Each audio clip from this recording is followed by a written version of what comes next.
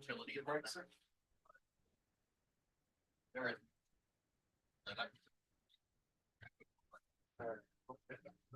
And we have a bill going. It's okay.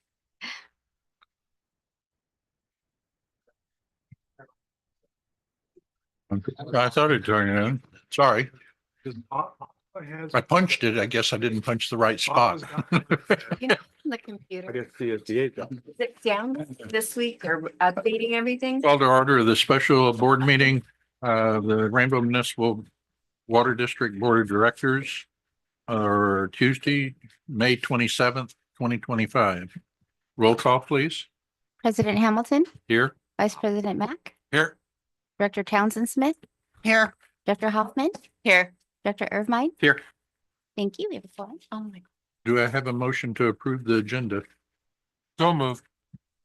Moved by Director Mack, seconded by Director Hamilton. All those in favor? Aye. Aye. Opposed? Public comment. Any person may address the board at this time on any subject not identified in this agenda, but within the jurisdiction of the Rainbow Municipal Water District. However, any matter that requires action will be referred to the staff for a report and action at a subsequent board meeting. As to matters on the agenda, if a request is made of a public comment, request to make a public comment is received, an opportunity will be given to address the board when this matter is considered. Do we have any members of the public present? We have no members of the public online, sir. Okay, at this, Good. Sorry. That's good because this is embarrassing. Yeah. I'm confused. I thought we're in full session. no, we're not adjourning to closed session. Oh, thank you. You have to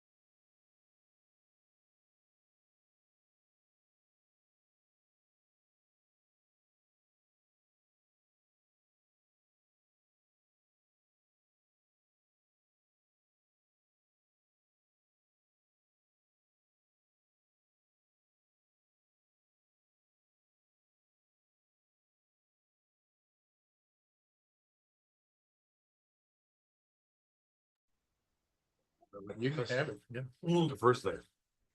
The next layer is they took custard and they like put whipped cream and they mixed it. Like, right? That's the next layer. And then they've got whipped cream on top. It's called double lemon.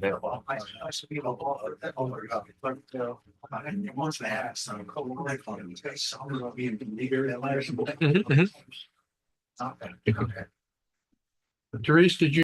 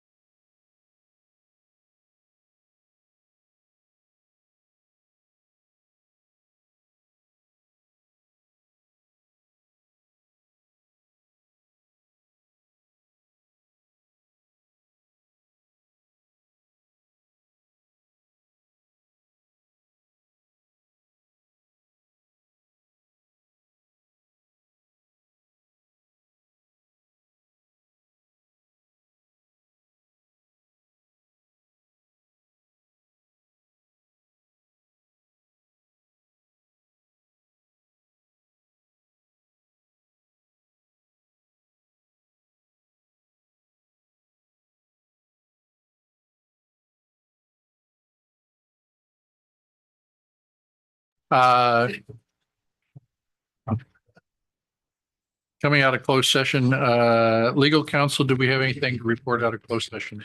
Oh, thank you, President Hamilton. The board met in closed session, conference with legal counsel, anticipated litigation pursuant to Government Code Section 54956.9 D4. One case, that item was discussed and there is no reportable action. Thank you very much. We're adjourned.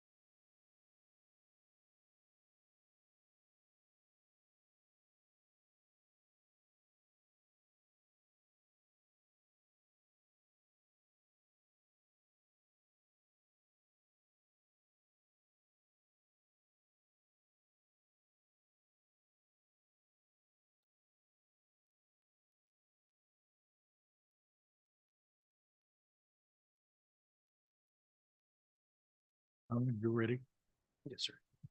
Reese? Yes, thank you. Call to order the Rainbow Municipal Water District Board of Directors meeting for May 27th, 2025. Can I have a roll call, please? President Hamilton, Here. Vice President Mack, Here. Director Townsend Smith, Here. Director Hoffman, Here. Director Irvine. Here. Thank you. Please join me for the Pledge of Allegiance. Ready, begin. I pledge allegiance to the flag of the United States of America and to the republic which stands one nation under God, indivisible, with liberty and justice for all. Are there any additions, deletions, or amendments to the agenda? None from staff. None from the board? No. Do I have a motion to approve the agenda as published? So move. Second. Moved by Director Mack, seconded by Director Irvine. All those in favor, aye. Aye. Aye. Opposed? The motion passes unanimously. Public comment. Any person may address the board at this time upon any subject not identified on this agenda, but within the jurisdiction of the Rainbow Municipal Water District. However, any matter that requires action will be referred to staff for a report and action at a subsequent board meeting. As to matters on the agenda, if a request to make a public comment is received, an opportunity will be given to address the board when the matter is considered. I have one request for a speaker slip. Are there any external requests? We have no members of the public online, sir. Okay, and we have no prior requests. Just the one that's been submitted Yeah. so far? I was referring to emails. We'll have one more. Oh, Here you go. oh, Thank you. You want me to, while I'm writing here? Want to take the other one first and then no, I'll take him first. Okay, my name is Robert Jackson. I am a reformed lawyer. And I have about 350 acres of agricultural land. Part of it is within this district. The majority of it is Valley Center, Fallbrook, Bronx. I'm also on the board of directors for the California Avocado Commission. We were mistakenly led to believe that the issue of PAT, I'm not sure how you pronounce it, PSWAR issue was something that was going to be discussed. So I understand it's not. So I just will tell you that we, at our last board meeting 2 weeks ago, the California Avocado Commission unanimously agreed that is something that doesn't happen very often. That we would urge this board to once again see if we can get some relief to the agricultural community served by this district, and see if we can get a PSWAR agricultural rate set up. It would be something that the agricultural community surely needs. It would be a welcome addition. Thank you very much for your time. Thank you.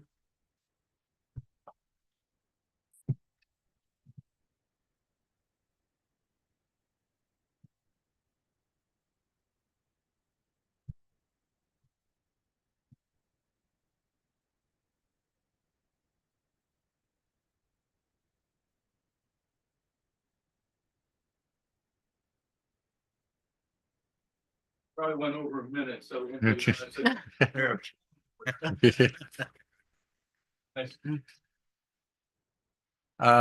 Commander Byer? Sir, I've got 4 bullets today. I was at the last meeting and really appreciate it. So I was so motivated. Number 1 bullet of 4. By the special flags before going out to Florida. We're going to be there for several months, but I wanted to get motivated. So I drove on in. I saw integrity, teamwork, innovation, professionalism, responsibility flags, and so forth.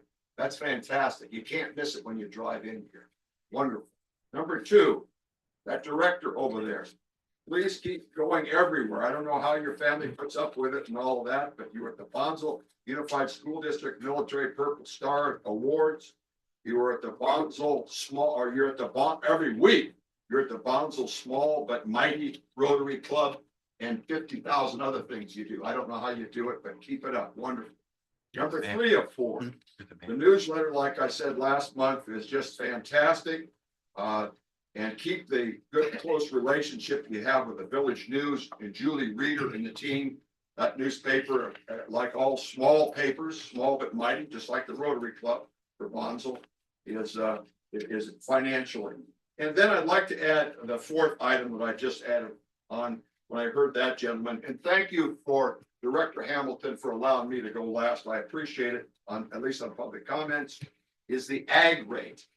We have a little tiny piece of property. We've lived in Bonsall for 35 years, at corner of West Lilac, Camino del Rey, right down from Bonsall Elementary School.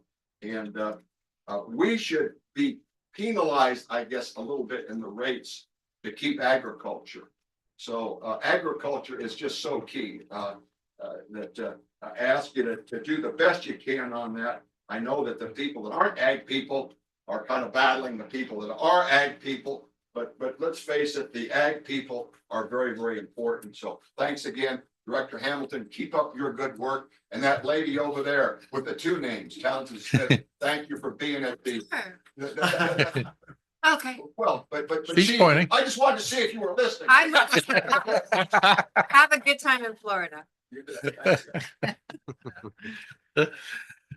Thank you, Commander Breyer. Employee recognitions. Yes, we got a good one today. Not just because he's a Cowboy fan. That's just a bonus. That's just a bonus. But Renee Del Rio. So Renee is the one-man shop that takes care of every piece of equipment that the district owns. All of our vehicles, all of our equipment, has been doing so for a very long time. How many years? 22 years. Wow. And yeah, it's a huge job. So Renee recently completed the operations section of the Aqua JPIA Professional Development Program.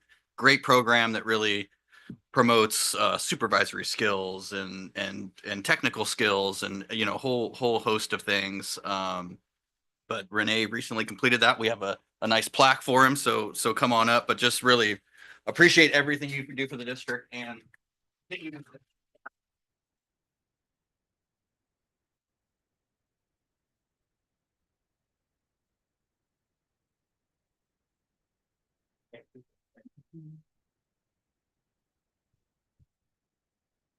May you be here another 100 years. Yeah. Oh, wow. All right, gotta get to work. Committee meeting summaries, Budget and Finance Committee. Actually, in Engineering and Operations too. Yeah.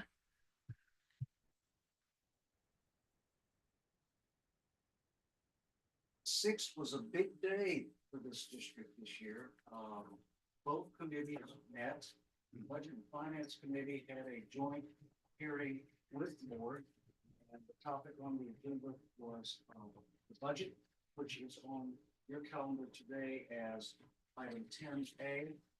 The committee recommended that the budget be adopted. So that's now on your table.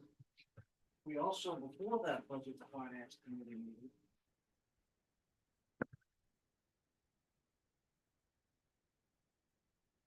okay, before that Budget and Finance Committee meeting, we had an Engineering and Operations Committee meeting. And there were a couple of items there that are on your calendar today. Item number 10B, change order for Adura for engineering support services. The committee met and discussed that at length, and ultimately we did vote, I believe unanimously, to recommend that the board move forward with that amendment. It was a good presentation by the staff. The second item that we considered was item 10D, appointment of Rodney Smith to serve as a member of the Engineering and Operations Committee.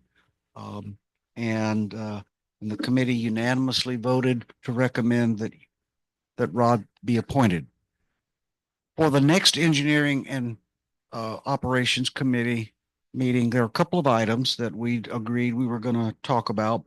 One of them is that as a result of some consolidation of funding, which you approved at a previous board meeting, we have a substantial amount of money housed with some civil engineering firms. And the idea was that we were going, hi, Rod. The idea is that we were going to take a look at the menu of projects that are coming up and see how those as needed funds would be used in furtherance of those projects. Probably mostly, I'm guessing, as design work. There may be a little construction support, engineering support of construction, which is not CM, not construction management. So we're going to hear some more about what that program looks like to utilize those funds. And then secondly, I believe we're going to have a presentation on the manual switches project, which is a project that's about safety for our employees when we need to activate pumps at the various pump stations. And this is a project that's been around for some time, and it's underway.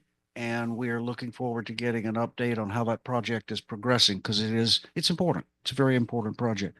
So that's really all we have. If there's any questions you have of me, I'd be happy to answer. Otherwise, I'll shut up and sit down. Okay. Thank you. Communication and Customer Service Committee.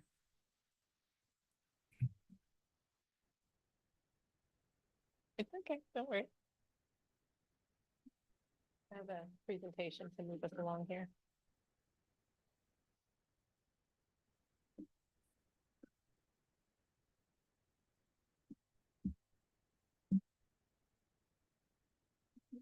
Appreciate it. So good afternoon, members of the board and staff. The Customer Service Communications Committee met last Tuesday, May 20th. We reviewed the following.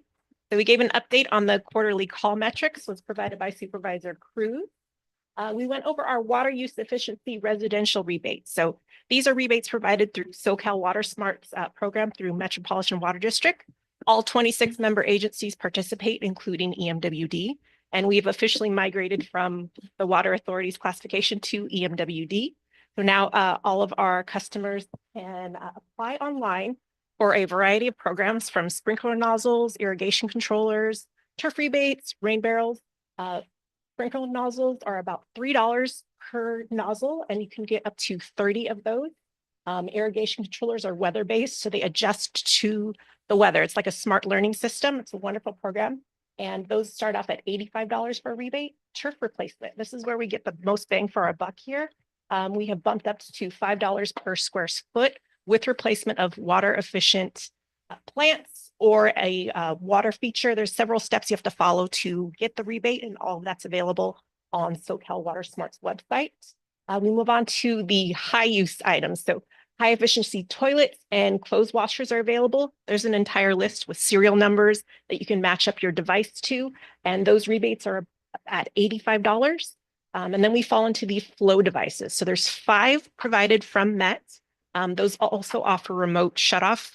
That does come with a pretty hefty plumber's fee, but us at the district, we have a wonderful program with Flume, where it retails for $249, and after the instant rebate, our customers only pay $50. So it's a good deal there.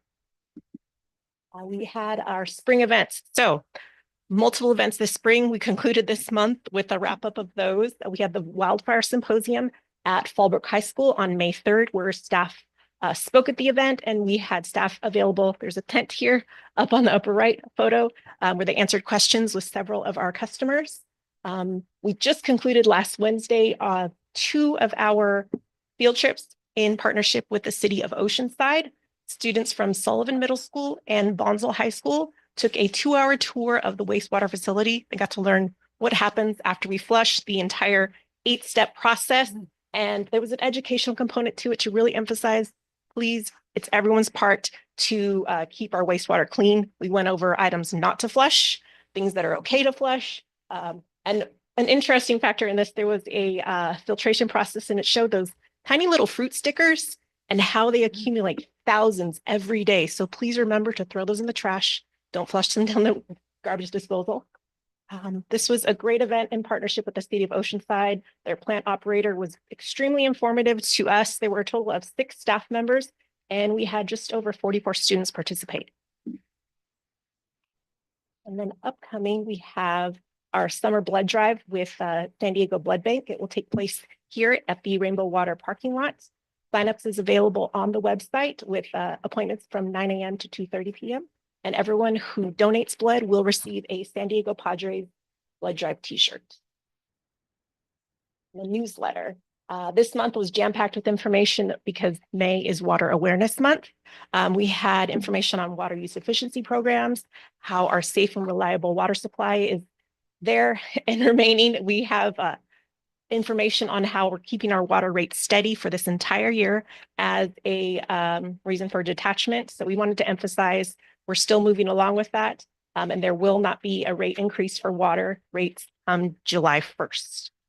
The construction notice for San Diego County Water Authority's emergency maintenance is in there. We have a hotline number, email available for customers who have any questions. There's also tips on what you can do to prepare, but it also emphasizes how we have taken our part to prepare for this emergency process. We highlight National Infrastructure Week, spotlight on our Division 1 pump station that have also come in handy during this time of this emergency shutdown, the blood drive, and then we wrap it up with our water use efficiency rebate programs. And in the news, we had 2 articles in the Village News to highlight Wildfire Symposium, as well as our participation in the career fair at Bonsall Unified School District. And just this Friday, if you happen to look, we had a national story picked up by the Associated Press. We were featured in Press Enterprise, OC Register, dozens of publications from St. Louis, Ohio, Florida. This was about our Healy hydrant and how we offer a solution to drought-prone areas. So there's actual footage of our Healy hydrant there at Palo Mesa Tank. And this was to kind of tell the story behind how the concept of the Healy hydrant became about. The latest installation is actually out in Cabazon Water District. It's a great video. Please do check it out. And that concludes our update. Do I have any questions? All right. Thank you, everyone. Thank you, Amanda. Consent calendar, we have 2 items on it, the approval of the April 29th regular board meeting and the May 6th joint board meeting with the E&O and Budget and Finance Committees. If there's no request to consider them separately, do I have a motion to accept and file these items? Moved by Director Hoffman. Yeah, second. And seconded by Director Townsend Smith. All those in favor? Aye. Aye. Opposed? Motion carries unanimously. Action items. Consider the adoption of a resolution adopting the fiscal year 2025-2026 budget.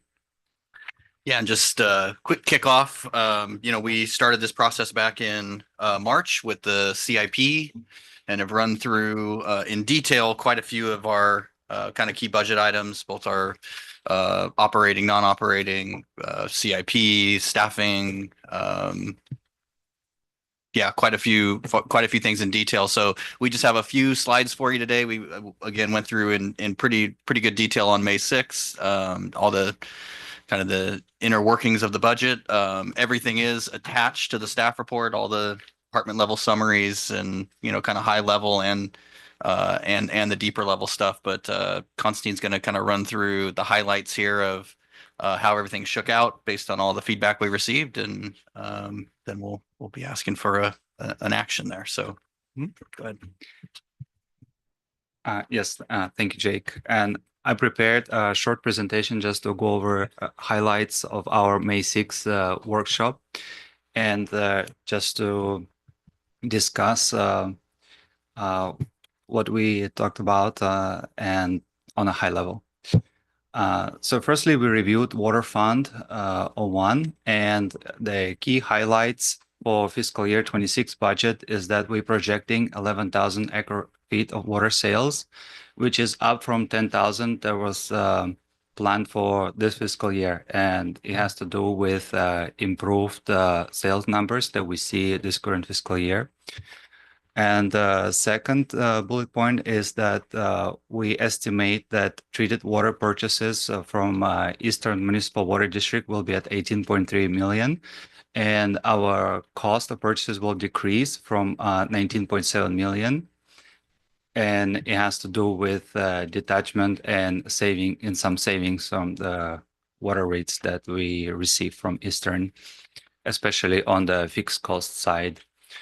And keep in mind that key driver for water rate increase on January 1st is Metropolitan Water District treated water increase of 9.5%, which will go in effect on January 1st of 2026. Another highlight is that our debt service increases. So in fiscal year 26, we'll pay 6.3 million, and primarily driven by 15.8 million of exit fee financing that we had to pay to San Diego County Water. And debt service increases from 3.9 million that we pay in current fiscal year. Utility costs continue to increase, and we're projecting in fiscal year 26, electricity will increase by 9%, labor costs increase by 5.6%. And overall, to conclude, we will increase our water rates by 4% on January 1st. And it's really a small increase compared to all other increases that and the cost pressures that we'll have. So we will eat up some of those costs. And because we're able to save on the water purchases after exit. Here I also put together one slide. This was presented in 3 slides on May 6th, and I heard a comment from that it would be great to have it all in one slide to have this comparison. And then as you can see, comparing to the cost of water that we bought in fiscal year 24 and budgeted for fiscal 26, especially during wet month like March, where our water sales dropped drastically, and we will save 43% on the cost for that month. And it has to do with the high fixed cost that we used to pay with San Diego County. So you can see all the savings that we'll be receiving after detachment. And in fiscal year 24, we purchased 11,264 acre feet. And fiscal year 26, this is projected for 11,880 acre feet. So it's even a little bit more on purchases by about 600 acre feet, and still we will pay less. So that is some good news on the cost part of our expenses. Here I put together a summary, a high-level summary of our revenues and what we have to pay for. And as you can see, our variable revenues at 26 million, fixed revenues at 23. And then we have some other revenues from interest, investments, and some grants. So the total is 50,536,503. and 503. And largest expenditure continues to be our treated water purchases. They will be at 18.2 million, debt service at 6.3 million, labor cost for water fund is 9.2 million, and then we have unfunded liability called purse payment, close to $1 million. Operation maintenance expense it's at 7.7 million, which didn't really change a lot compared to the current fiscal year. We'll pay for CAP capital improvement plan about 7.9 million, and the crop swap program 150,000. And that concludes the review of water fund. On the wastewater side, Fund 02 for us. Quick highlights. we reached out to City of Oceanside and see what our cost will be for the treatment of water in the fiscal year 26, and they will be approximately the same like in the current fiscal year, 1.7 million. So there is no change there. And primary driver for the rate increase on the wastewater side has to do with catch-up billing from the City of Oceanside. They send us a huge bill catching up for unbilled fiscal years 22, 23, and 24. And the amount was 4.1 million that we finished paying in this current fiscal year. That payment was broken down in 17 equal payments that we had to pay to the City of Oceanside. Then we also have a debt service payment for Thoroughbred Lift Station. That one is at 663,000 for fiscal year 26. And we have some additional environmental compliance cost like water control for Horse Creek. That one will increase our O&M expense by 200,000. And to conclude on the wastewater rate impact, there will be 13% increase going in effect on July 1st, 2025. And it will help us to recover from catch-up billings from the City of Oceanside. That's the primary driver. And here I put together a slide, high level, similar to water fund, because that's how I like to see this is our revenues, what are we going to collect and what we going to pay for and our expenses. And here it's broken down. Total revenue, including the CAP grant, will be 7 million, and City of Oceanside is 1.7 million on expenses. Debt service 663,000 for Thoroughbred Lift Station. Labor for wastewater fund is 1.5 million. Operation maintenance about the same, it's 1.4 million. And CAP expense at the 1.1 million, which will be mostly covered by our CAP grant that we'll receive. And this is like a plug number that I put in, which is a catch-up billing recovery at 657,000. And to conclude, we'll be looking for board action today to adopt and approve the adoption of budget for fiscal year 25-26 with the following rate impacts. On January 1st of 2026, 4% increase for water rates. Wastewater rates increased 13% on July 1, 2025. And just to give a little perspective on this, especially as the water rates are concerned, we had approved, or our cost of service study had approved up to 9% rate increase that was to occur every July 1st. That was basically Rainbow's portion of the rate increase. On top of that would be a pass-through, so up to 9% with a pass-through. And so really what we've been able to do is, we've held rates steady for what will be a period of 18 months.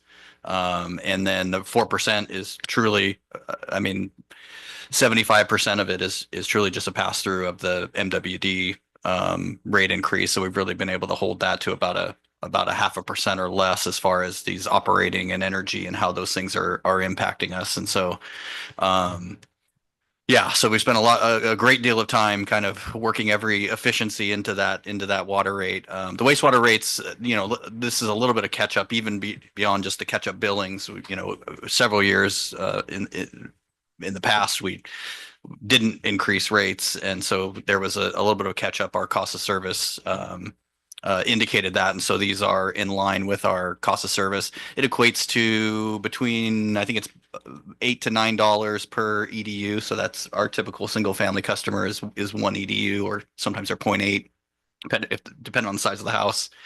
And so that's what you're looking at, typical customer, $8 or $9 a month on the wastewater side. So so that's what we've got for you.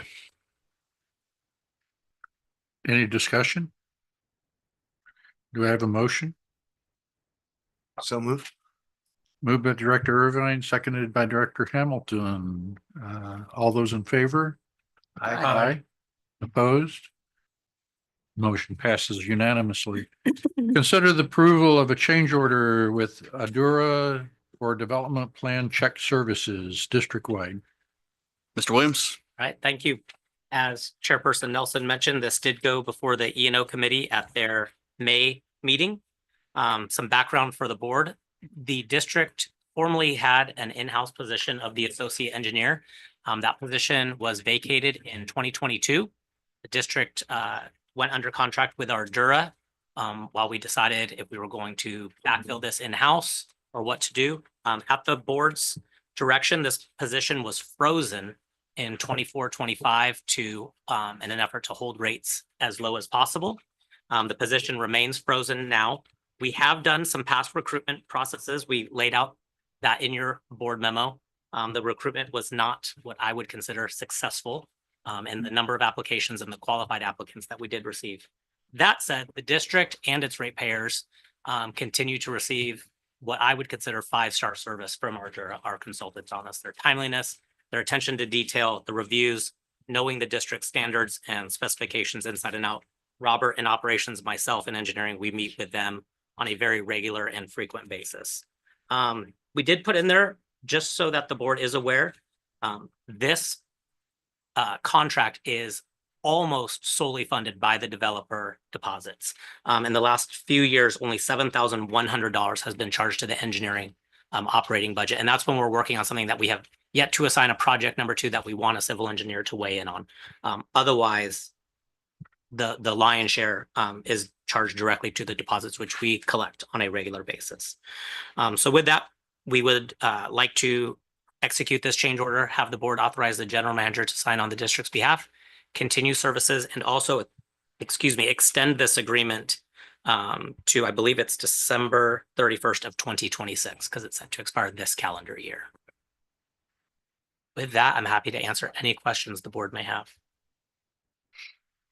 I'd just like to say that I'm really happy that you're that pleased with the services. You know, I mean, sometimes you don't get those high marks for those types of services. So it's good to know that this change order is going to a company that you're 100% satisfied with. So.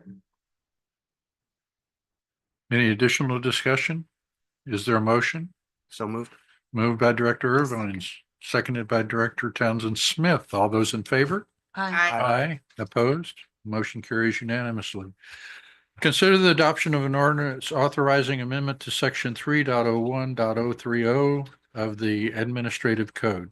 Yes, last month's meeting, Director Hoffman had brought up potential of modifying our admin code to establish 1-year terms for our board leadership, president, vice president. And so we said we would go back and draft something up for board review.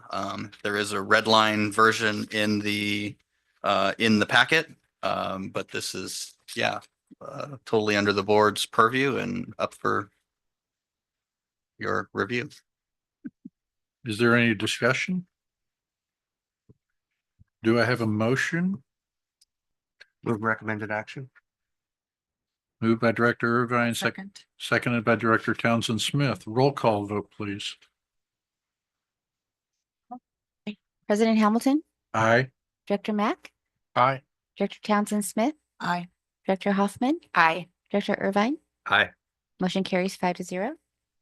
Thank you very much. Consider appointment of Rodney Smith to serve as a public member of the Engineering and Operations Committee. Title speaks for itself. Any discussion? As Flint mentioned earlier, this was recommended by the E&O committee unanimously. I move that we accept the appointment. Seconded, moved by Director Hamilton, seconded by Director Irvine. All those in favor? Aye. Aye. Opposed? Motion carries unanimously. Welcome on board, sir. Consider appointment of an ad hoc committee for implementation of mutual services agreement between Rainbow Municipal Water District, Fallbrook Public Utility District, Valley Center Municipal Water District, and Umayyah Municipal Water District. Yes, and this is something discussed between general managers of the 4 agencies over the last couple of months. We have made some progress on mutual services, both in the form of an agreement this board and Fallbrook's board approved for emergency interconnections, and one of those is already constructed. I'll give a little more detail on that under my comments, but wanted to kind of keep that momentum going, and just felt like it'd be appropriate to have an ad hoc committee, a couple of board members involved. Fallbrook has an ad hoc. It's Director McDougall and one other Fallbrook director that escapes me right now. And so all, the four agencies agreed that we would go back and get a couple of board members. It's probably going to be relatively infrequent, but as these things start to come up, as staff, we can kind of develop them. But then I think it's good to get some board member input as these things start to come up. As we are working on the kind of on the legislative side. We're working on a potential joint proposal for state and federal lobbying services, which I think is good that all four of us would kind of share in that in those services rather than each of us having our own. It's cost efficient and I think more effective. You got a larger voice there. So so that'll be coming up here pretty soon. So there will be things to discuss as we kind of move to try to do some things more efficiently with our neighbors. And we have a great relationship right now. I want to continue that, and so it felt like it would be prudent to have a couple board members. So Could you clarify, as I discussed with you at the conference, what this is not? Yeah, I mean, well, this and I think we've been kind of clear since the beginning that the mutual services agreement is really meant to explore common services that we both it's not a merger. We're talking about just trying to share some resources to be more efficient. I mean, we're all tasked with regulatory requirements and all those things. And I think as small agencies that all have relatively common interests, right? We all have our differences, whether it's water supply or customer makeup, we do have differences, but there are certain things that we all do the same, right? And I know Valley Center, they're kind of struggling under the weight of the regulatory requirements, and that was kind of one of their main pushes. I think they'll be kind of pushing on that to try to share the load with complying with those kind of things. But yeah, it's really just an opportunity to explore things we can share cost in that just make sense for our ratepayers that relieve rate pressure, to be quite honest. That's Economy of that's it. scale. Yes, absolutely. So that's what it is. the only reason why, because clarification, when I was at the conference, I was approached and there was a rumor that this ad hoc was forming to merge all agencies into one.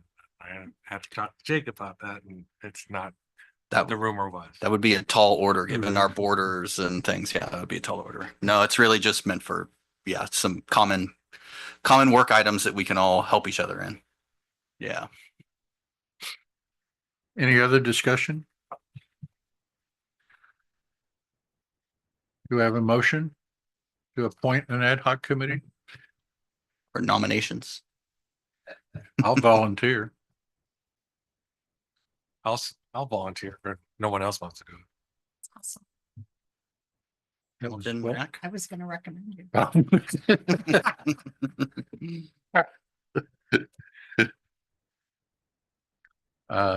So we have two volunteers, and Director Hamilton, and Director Mack, for participating on the ad hoc committee if approved by the board. Is there a motion? I move. Second. Moved by Director Townsend Smith, seconded by Director Irvine. All those in favor? Aye. Opposed? Motion carries.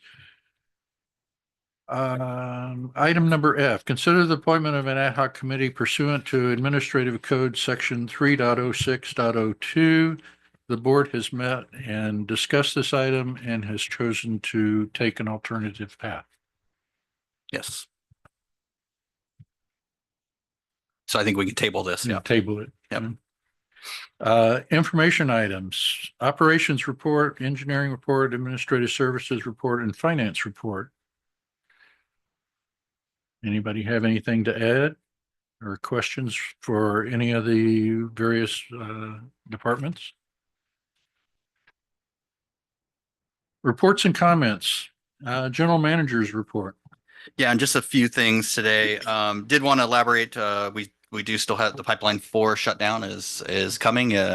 Starts on Sunday, June 1st. I did confirm, yeah, that everything's still a go for that. So we have been preparing for that. I'll just say that the investments that this district has made over the past, really the past year and a half, both in the pump stations, in the interconnection, and then really a lot of the efforts that staff has made, engineering, operations, IT, even, weighing in on, everything from water quality and Morrow. And, there's just been a lot of activity that set us up really well, actually, to handle this. If this was something that happened even just 2 or 3 years ago, you would have seen much different activities, right? We'd be screaming about conservation, and we'd be putting temporary pump stations out. We'd be having, we'd have billboards out on the freeway telling everybody to conserve water. I mean, it was just a different story. I think the investments that have been made tremendously increased kind of the internal reliability of this district to serve water under adverse conditions. And our operations group has done a fantastic job at figuring out ways to move water from one side to the other, which is a huge benefit. We have connections on both the aqueducts, so when one goes down, to be able to move water to the other side. That's Steve Coffey and his group, just tremendous at the things they've done. And again, this kind of points back to the whole mutual services thing and the benefits it provides. But having neighbors that you get along with and share resources with and things like that, that's going to go a long way too. I think I heard the term game changer by one of our operations group in what we've been able to do over the last few months. And so anyway, so we've got it coming. We have all the preparations are in place.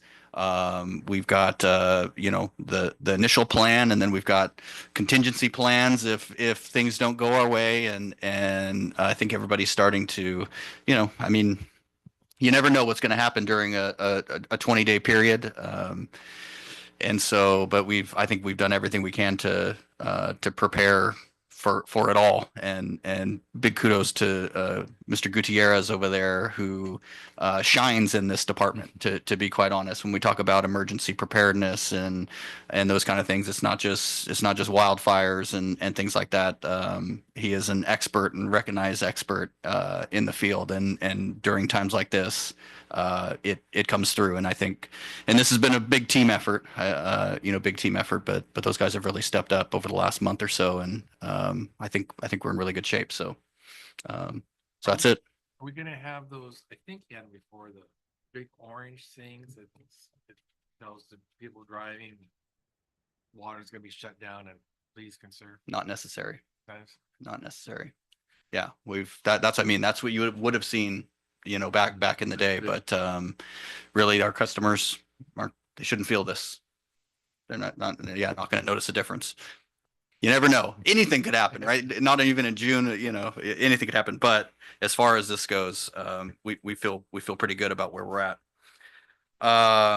Some big news kind of in the big water world, and this was kind of some of the talk at Aqua and that on the Delta Conveyance. That's been a big topic. That's the tunnel, basically, to kind of secure the water supplies moving into the future from the State Water Project. And the governor's he's moving some legislative proposals forward to really fast track that project. And so they're getting pretty serious about it. I mean, for us, it's a good project. We get a lot of our water through that source, and there is concern that in the future, less snowpack and warmer temperatures and things like that, it's going to just be harder to deliver.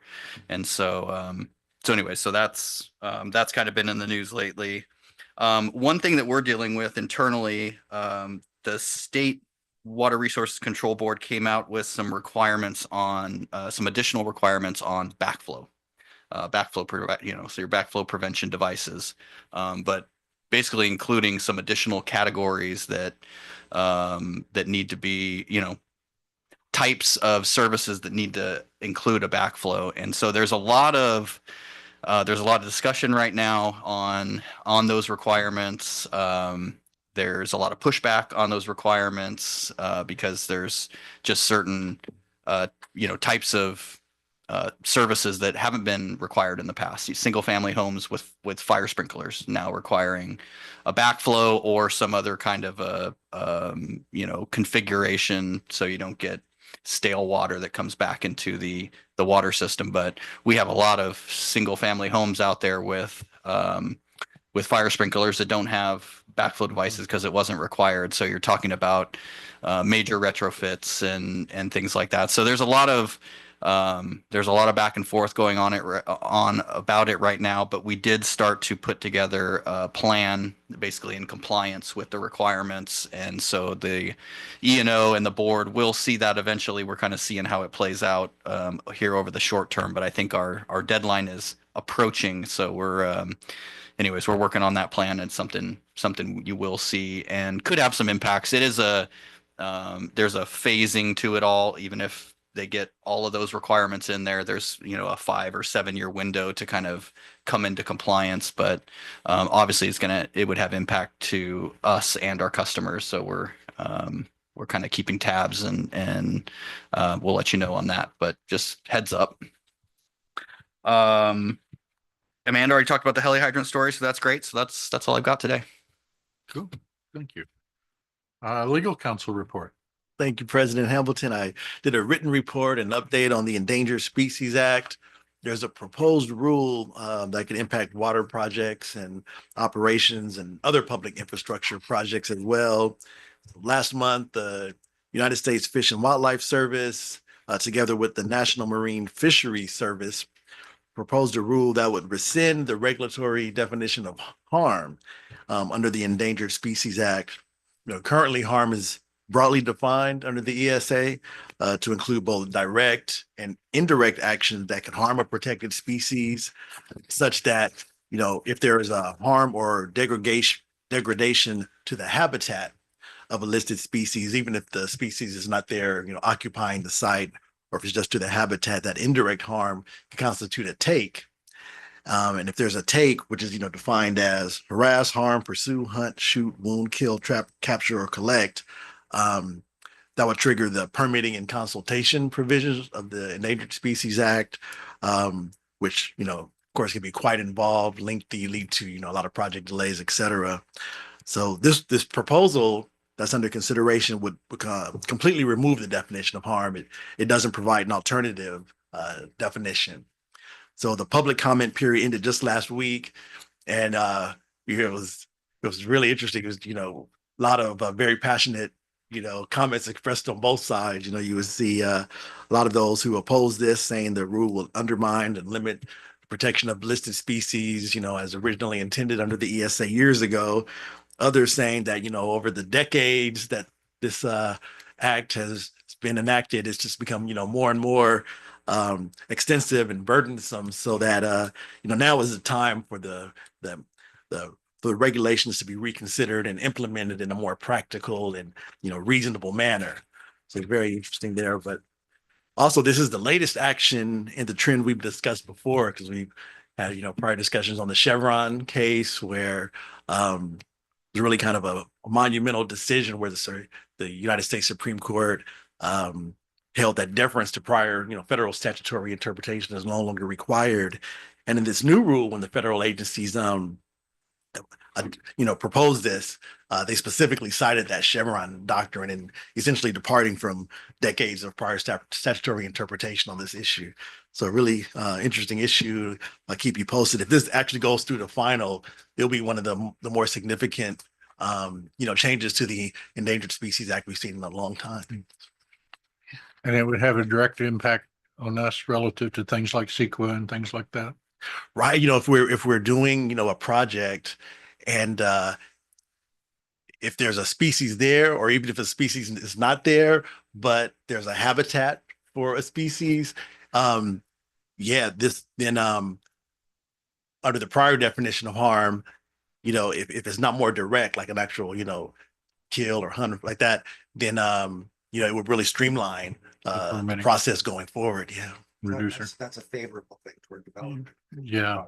Absolutely. I remember in one of the public comments during the hearing, an agency representative, it was actually a transportation project, but he got up and he said, they had a project that had been going on for years, and they found one listed butterfly on the site, and they had to redo all of the environmental analysis and stop the project, and the delays and all that. They kind of went forward, and yeah, that sort of thing. Yeah.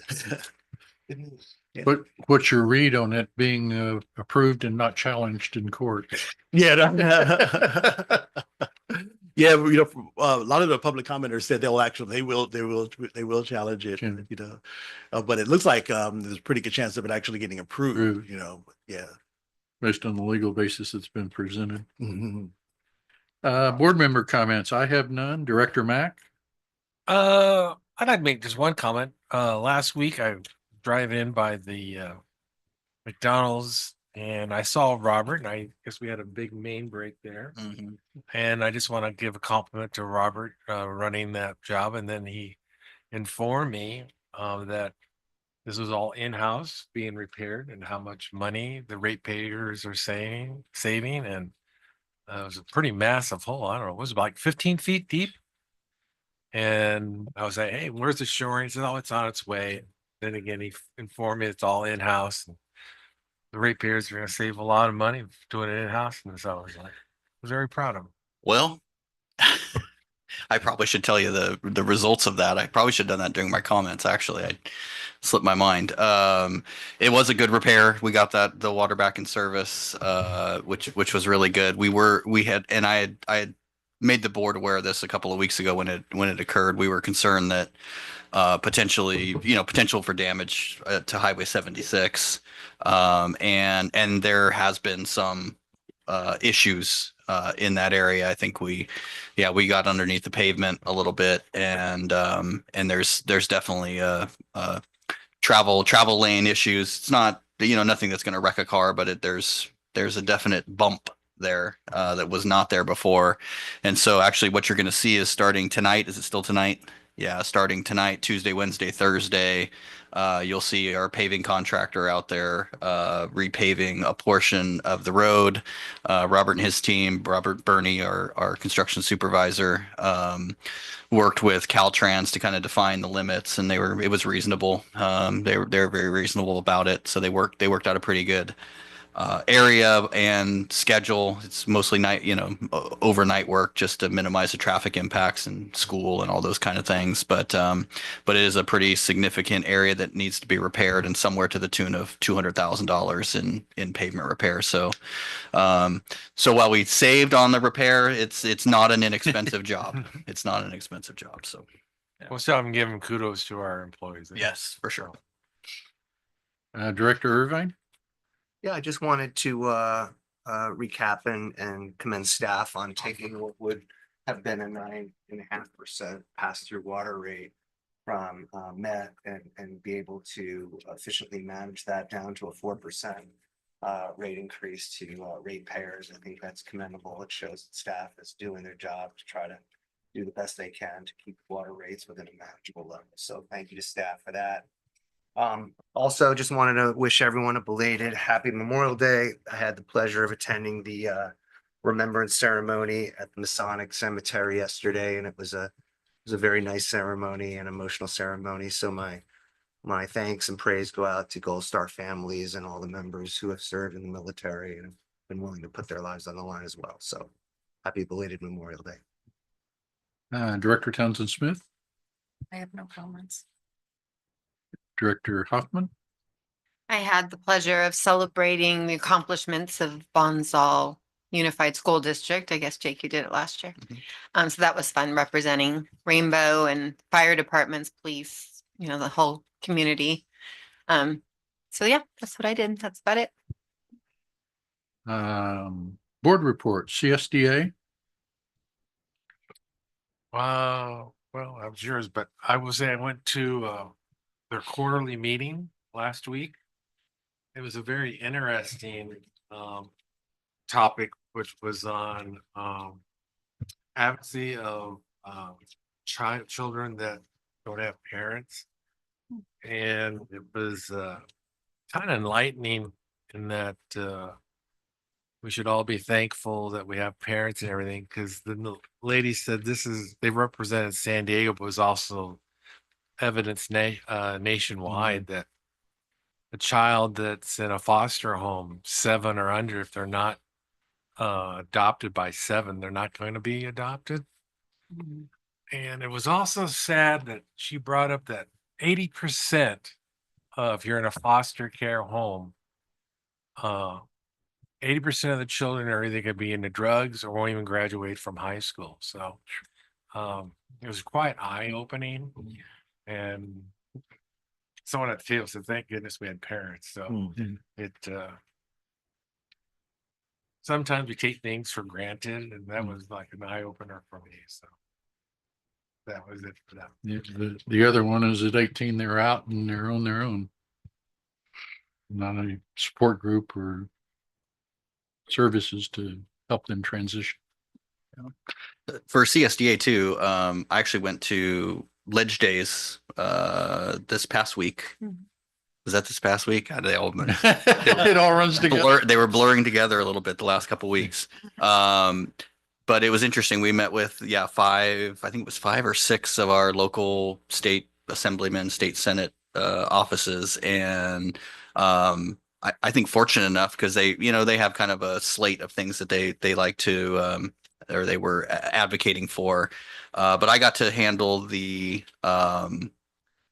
clean fleet rule modification. So the one we were talking about where we would get, our fleet would get listed under the emergency vehicles, or those that are used for emergencies would be listed under emergency vehicles, and a couple of other kind of key things, a peer or a committee review of any exemptions that are requested by CARB, and then also infrastructure extension. So if you can't get the power on site because of like SDG&E or power company delay, then that would be taken into account. And so, but I thought it was good. It did seem to be, at least among our representatives, pretty broadly supported. And I know they had already cleared one of the hurdles unanimously. So I think there's some optimism that those changes might get made, which would be really big for us. So, but it was an interesting event. It was good. LAFCO. This morning I was actually at an event that LAFCO is taking part in, LAFCO and the County of San Diego, and it's their SALC, the Sustainable Ag Lands Conservation Program. It's a grant that they received, and it's really like a series of studies that they've been doing. I kind of just familiarizing myself with what they've done so far, but really looking at the status of ag in the entire county, and a lot of the struggles, the pressures that are on ag, and trying to develop some solutions to those issues to sustain agriculture. And so it's part of LAFCO's mission, but the county jumping in with their ag departments, and that it was an interesting discussion this morning. They're kind of well down the road on this study, but a lot of market analysis, and they looked at specific crop types, avocados being one of those crop types. And so this morning they were actually getting feedback from what stakeholders, whether it be farmers themselves or water districts. I think only us in Fallbrook, the water authority was there too. County Water Authority was there, but those are the only water district folks I recognized. But a lot of farmers and then some other kind of key stakeholders that are all kind of looking at this and trying to develop some solutions that I think could help us all be a little more creative on how we do things. So I plan to kind of stay engaged on that, but something LAFCO's undertaking. I think it won't be complete until like late this fall. They're planning on having kind of a final report on the whole thing. So, but interestingly enough. Eastern MWD. Yeah, yeah, I Nothing has know the ad happened hoc yet. hasn't met. Yeah. Yeah, nothing to report there. Okay, Aqua. Yes, we had our conference. And the first day was JPIA, and the big event on that was two things that we all know. David Drake, he retired from the executive board. And the gentleman that we voted, his name is Brent Halsley. He was a former Aqua president, so he took over David's seat. They brought up about insurance. They unfortunately property. I think they estimated 8%. I think that's what they said. It's probably going to go up. Everything else, workman's comp, everything's going to be kind of staying the same. But they said because of the fires, it just said it is what it is. Yeah. And then I went to one was a really good session, and it was one that was very interesting that it's called the Great Valley Farm and Water Partnership. All the years I've gone, they've always had, it seemed like the Delta people are pointing fingers at the Valley people and the Valley people pointing fingers at them. Well, this was the coalition that 14 people got together, 7 on each side. And because they said they got together because they realized they all want funds.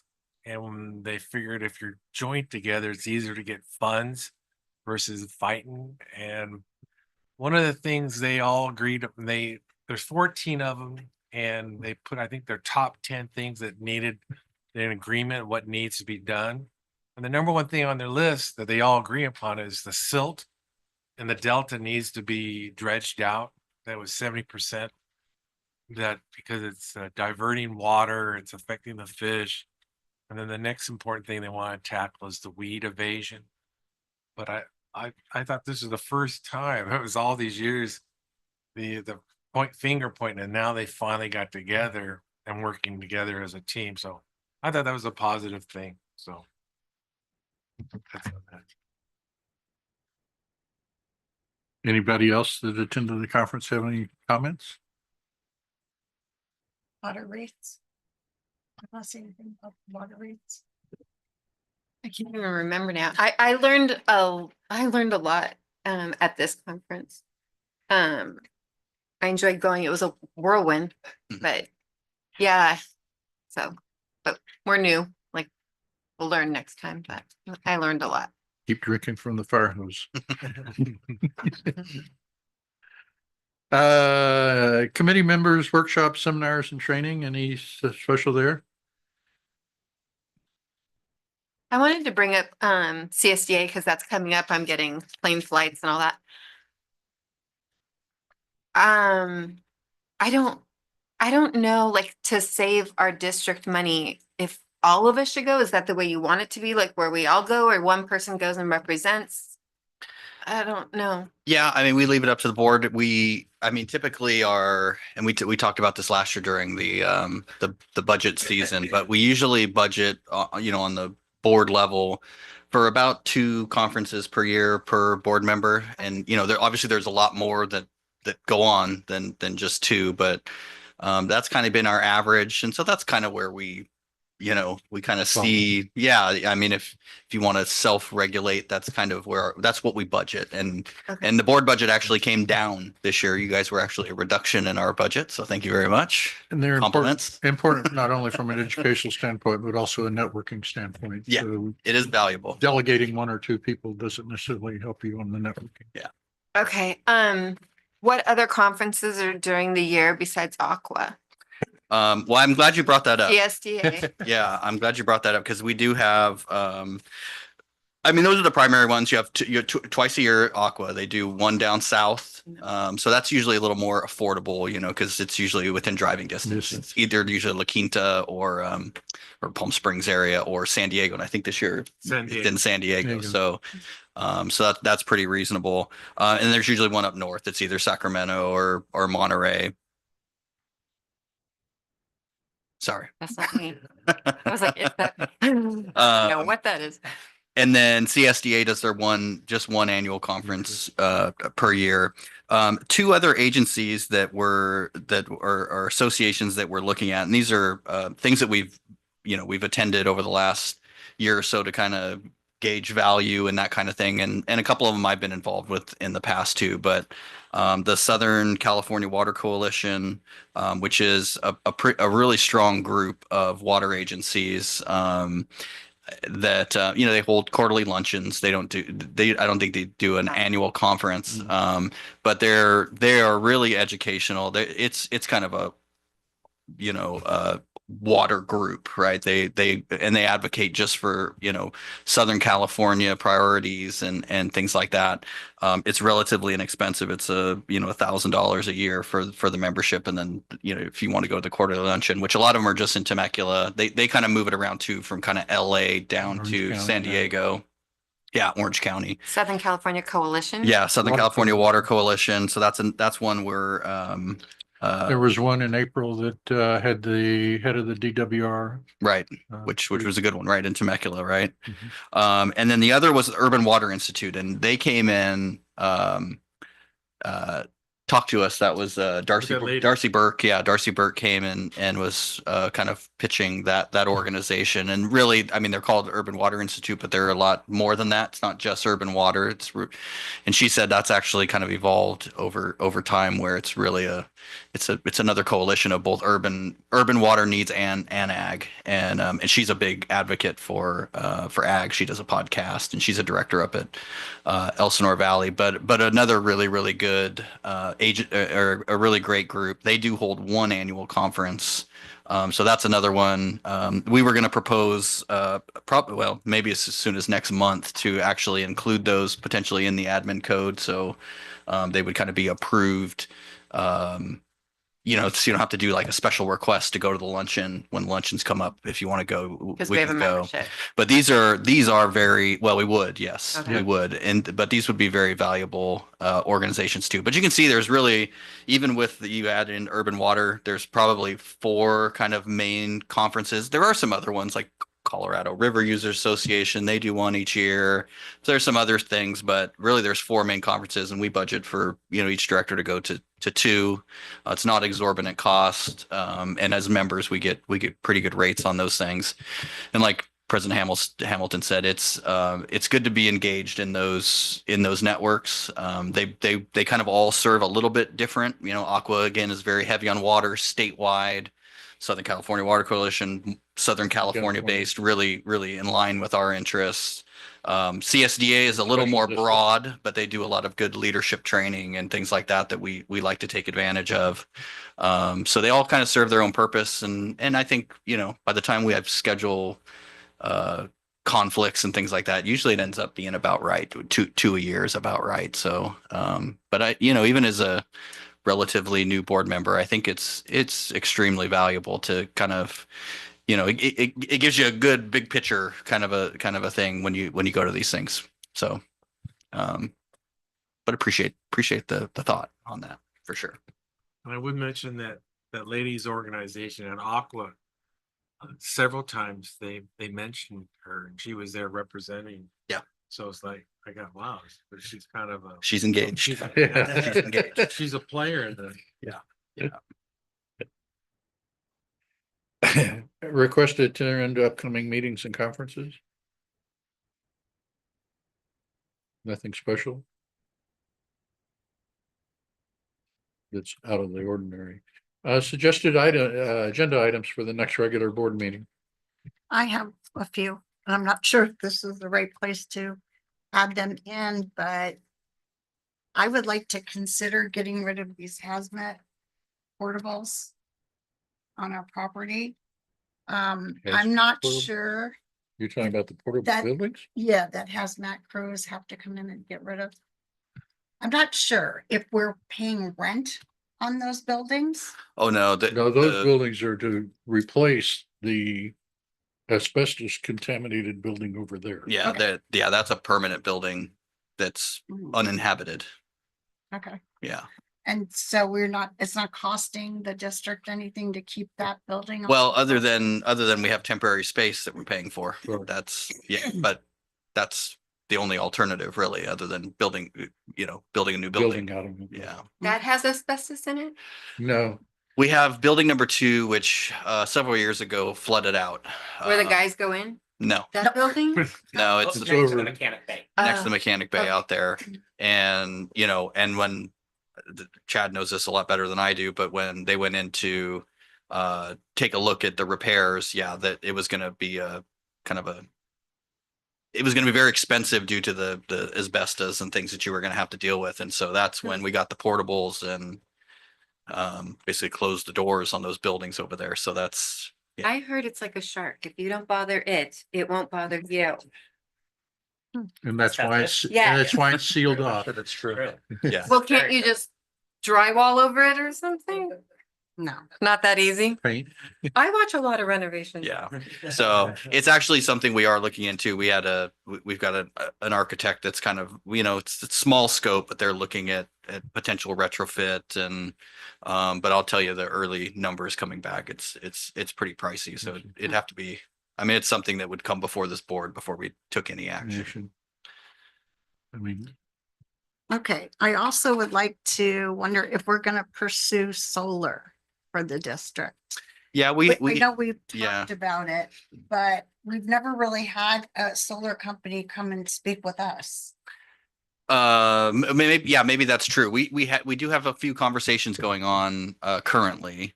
I would say the most promising one currently is actually the CCAs. They look they're kind of eager to kind of dig into to see if there's anything here for us. And so those things are in the works. Yeah, because aren't we supposed to have some EV trucks that we're gonna be necessarily having to order? And Well, that's, I just look at the yeah. big picture, Yeah. like we can power our place. We can plug in our trucks. Anybody has cars here wants to plug them in, but plus maybe we can get some revenue. yeah. And I think we're going to be looking at that. Another group, NG, they've been talking to us too. So we actually have two conversations going on right now with folks that are looking at that. It's the EV obviously that would bring some additional power needs, and I think eventually we're gonna have those. That is the legislation that's going through that may give us a little bit of relief on the timing of that, but I think eventually we are going to have it. We will have those demands on our at the headquarters here. We certainly have land here. The issue in the past, just being straight with it, because I know this has been investigated within the last few years, and the issue was the places we have land, we didn't have a lot of use, right? And if you couldn't get that demand offset basically behind your meter, it just wouldn't pay for itself. The difference now though with the CCAs wanting to generate power is it's like its own power. It could be its own power purchase agreement to where basically they're going to build the facilities. You guarantee you're going to pay at a fixed price, and they get to sell that on market, right? They're going to use that on market. So a little bit of a different setup that might work for us. So, but we have a couple of conversations going on right now, and eventually, I mean, if that's we can have them come in here and give a presentation on what those results look like. But they're analyzing our system right now. We've given them kind of our power needs. Apparently, there is room in the RESB CT program, which at one point it was full. So they must have had some projects fall out. The RESB CT program allows you to install solar basically on land you have and then apply it to bills across your district. So that could be advantageous. I'll just be honest though, the way that SDG&E has set up our accounts, it used to be avoid 4 to 9. Right? Don't go in that high use period. So that was where solar would, right? Hey, let me produce during the highest use period and then and get the most bang for my buck and then offset my demands somewhere else. The majority of our costs right now are on fixed charge, right? So it's a peak demand that you get during the month and it's 90% of your bill. It's really not on it's not so much on use. So we're using some other strategies to deal with that. I talked about that a little bit last month. when we were talking about installing the VFD up at Rainbow Heights pump station. Those are the kind of things that actually bring our peaks down, right? Or the ability to vary our pump speed actually can bring the peak demands down, and that actually attacks like 90% of your bill. And so there is some focus on that. That seems to be a very good strategy. Our 3 new pump stations all have VFDs, and we are fully utilizing that, especially as demands are down. We've seen from like last October where we were testing and running our pumps high, the bills were, 2.5 times what we're seeing today, because these guys go, hey, we're going to only run them at 70%. We're meeting our demands, and then turn them off. It brings your peak down. So it's something we're always looking at. Solar is on the conversation list though. And yeah, we plan to continue to look at that. Energy is, it's a $1.6 million line item in our budget. So it's not insignificant. Especially they're raising the Yes, rates and it goes up. 9%. Yeah. So it's like, Yeah. it can't hurt to be something to look into. Yes. And they're also trying to change the way that you get credit for your solar. Probably. Yeah. I know, I have solar. Yeah. That has been a struggle. It has been a I have one more small item. Yes. And possibly the board's not bothered by this, but I do not like our signage in the front entry. There's a construction sign right there that I feel the rainbow sign should be on. That's the main way to get into us. And it's on the opposite side of the street. Yeah. So you want to be on the monument design committee? Is that what I heard? Oh. No, but I mean, I don't know if it would be that difficult to just, the sign's fine. Yeah. But just move it to where the majority of the traffic. We'd actually budgeted for a new monument because we changed our logo. We budgeted Yeah. for a new monument this year. So I know Carlene and Amanda are working on that. So Awesome. Yeah. Oh, there you Then go. you're gonna put it on the other side. The location. It's going to be more visible Location. for sure. Okay. Okay, Okay. that makes me happy. Lisa, anything? No, thank you. With that, we'll adjourn to closed session. We'll take a 15-minute break. Or 13-minute break. That's not bad. Stop it. You just, Felt like I talked a you lot. said you don't want to go. Could have made it short.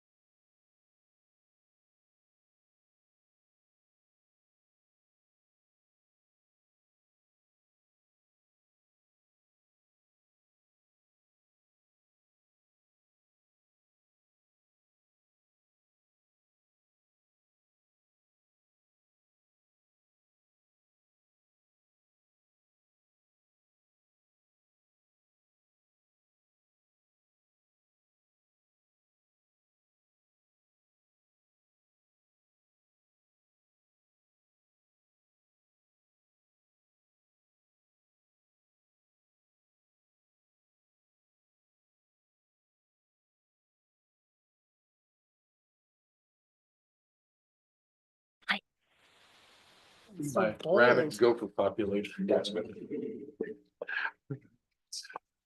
Oh, We're on. we're on. Resuming open session for the Rainbow Municipal Water District Board of Directors meeting for May 27th, 2025. Council, do we have anything to report out of closed session? Thank you, President Hamilton. The board met in closed session to discuss 3 items. First, conference with labor negotiators pursuant to Government Code Section 54957.6. Second, public employee performance evaluation pursuant to Government Code Section 54957. And third, conference with legal counsel, anticipated litigation pursuant to Government Code Section 54956.9D. All 3 items were discussed and there is no reportable action. Thank you. We're adjourned.